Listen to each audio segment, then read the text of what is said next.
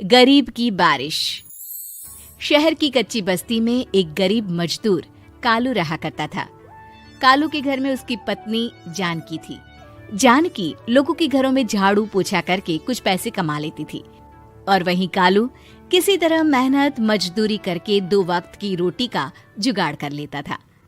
कुछ दिनों से हो रही बारिश के कारण कालू की मजदूरी बंद हो गई थी।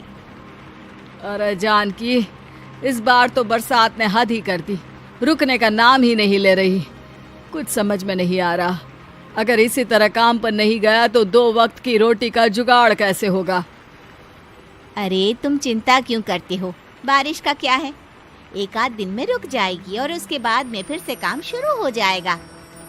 अरे 3 दिन तो हो गए, बरसात तो रुक ही नहीं रही है और आगे भी रुकने के कोई आसार नहीं दिख रहे। तो क्या हुआ, तुम्हारा काम बंद हुआ है ना? मैं तो अभी भी लोगों के घर झाड़ू पोछा करने जाती ही हूँ। मेरे पगार से कुछ दिन तो निकल ही जाएंगे। अरे घर का खर्चा तो हम किसी तरह चला लेंगे जानकी, लेकिन ये जो छत टपक रही है इसका क्या करेंगे? ये बात तो आपकी सही है। हमारी झोपड़ी अब काफी पुरानी हो चुकी है और इसके छप्पर में भी कई सारे छेद हो गए हैं। रात भर पानी टपकता रहता है। अरे मैं भी इसी बात से बहुत परेशान रहता हूँ। कहीं किसी दिन ज्यादा बारिश आ गई तो हमारी झोपड़ी टूटकर बिखर ना जाए। राम राम राम, ऐसी अशुभ बातें क्यों करते हो? अरे ऐसा कुछ नहीं होने वाला। ये झोपड़ी ही तो हमारा सब कुछ है। अगर यही नहीं रही तो हम जाएंगे कहाँ? ठीक है जानकी, जब तुम्हारी पगार मिल जाएगी तो कुछ पैसे बचाकर झोपड़ी के छप्पर की मरम्मत करवा लेंगे। शायद हमारी परेशानी कुछ कम हो जाए। ठीक है जी, अब ना ज्यादा परेशान मत हो। ये लो, खाना खा लो और सो जाओ, सुबह मुझे भी जल्दी काम पर जाना है। जानकी और कालू अपनी झोपड़ी में सो गए। रात को अचानक से बहुत तेज बारिश शुरू हो गई। धीरे धीरे बारिश का पानी कालू की बस्ती में भरने लगा। पानी भरते भरते झोपड़ी के बाहर तक पहुंच गया था। सुबह के वक्त जब कालू और जानकी सोकर उठे, हे भगवान, ये क्या हो गया? बारिश का पानी तो हमारे घरों तक पहुंच चुका है। अब मैं काम पर कैसे जाऊंगी? रहने दो जानकी, तुम आज काम पर मत जाओ। ऐसे पानी से निकल कर जाओगी और बीमार पड़ गई तो लेने के देने पड़ जाएंगे। लेकिन अगर नहीं गई तो मालकिन लोग नाराज हो जाएंगे।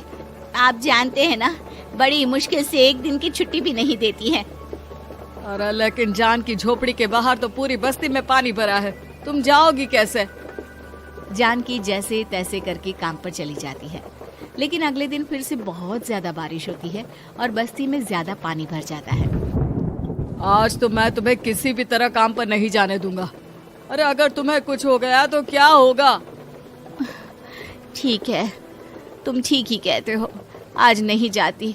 अगर मालकिन नाराज हो गई तो मना लूंगी किसी तरह। अरे मनाने वाली क्या बात है? जब तुम बताओगी कि हमारी झोपड़ी में पानी भर गया है तो वो खुद ही समझ जाएंगे ना। अगले 2 दिन तक तेज बारिश होने की वजह से जानकी, कालू और आसपास की बस्ती में रहने वाले सभी लोगों के घरों में पानी भर जाता है, जिसकी वजह से जानकी काम पर नहीं जा पाती। और 3 दिन के बाद जैसे ही जानकी काम पर पहुंचती है, कहाँ थी तुम? पिछले 3 दिनों से काम पर क्यों नहीं आई?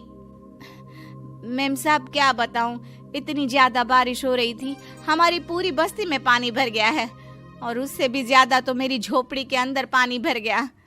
आप ही बताइए कैसे आती मैं? इसका मतलब ये हुआ कि बारिश होगी तो तुम काम पर नहीं आओगी? ना ना, मेरे कहने का ये मतलब नहीं था मेम साहब। तुम जानती भी हो 3 दिन से कितनी परेशानी हो रही है मुझे। सारा काम मुझे खुद करना पड़ा। माफ कर दीजिए मालकिन जी, पर मैं क्या करती, आने के लिए रास्ता ही नहीं था, सब जगह पानी भरा हुआ था। बहाने तो तुझे बहुत बनाने आते हैं। जानकी देख, अगर अगली बार ऐसा किया ना तो फिर काम से हमेशा के लिए छुट्टी। अरे ना ना मालकिन, ऐसा मत कीजिए। बारिश की वजह से मेरे पति की मजदूरी भी छूट गई है। बड़ी मुश्किल से घर में 2 वक्त खाने की रोटी का जुगाड़ हो पाता है। आप मुझे काम से निकाल देंगे तो हम क्या खाएंगे? अगर इतनी ही चिंता है तो फिर रोजाना काम पर आया करो। चलो अब जल्दी से जाकर घर का सारा काम करो। बारिश रुकने का नाम ही नहीं ले रही थी। पूरे शहर में बाढ़ जैसे हालात बन गए थे। लेकिन नौकरी जाने के डर से जानकी किसी तरह रोज काम पर जाती थी।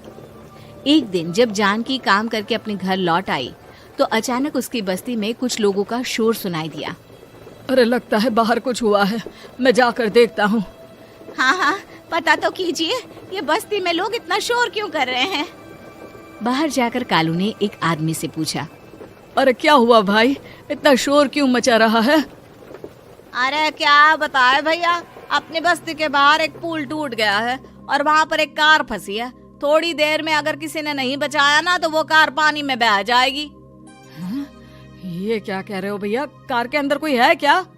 हाँ, कोई औरत बैठी है, अकेली है, बहुत रो रही है बेचारी, मदद के लिए बुला रही है।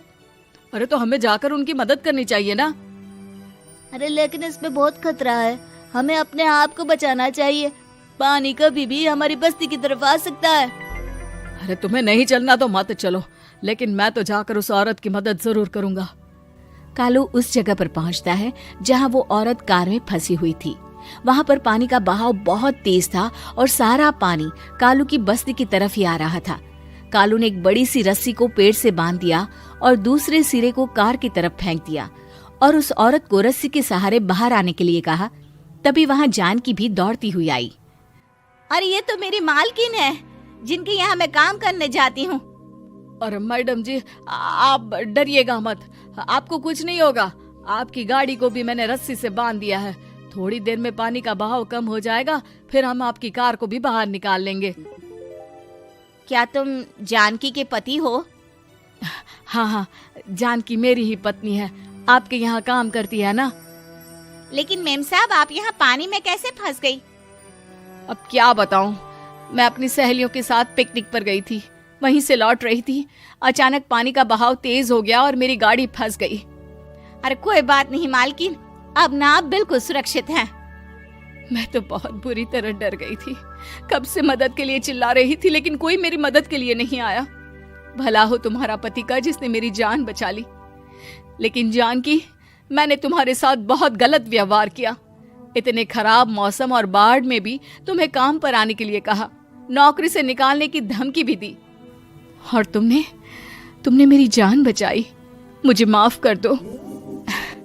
अरे कोई बात नहीं मालकिन, आपकी जान बचाना तो हमारा धर्म था। देखो जानकी, तुम्हारी झोपड़ी में जो भी नुकसान हुआ है उसके लिए मैं तुम्हें पैसे दूंगी।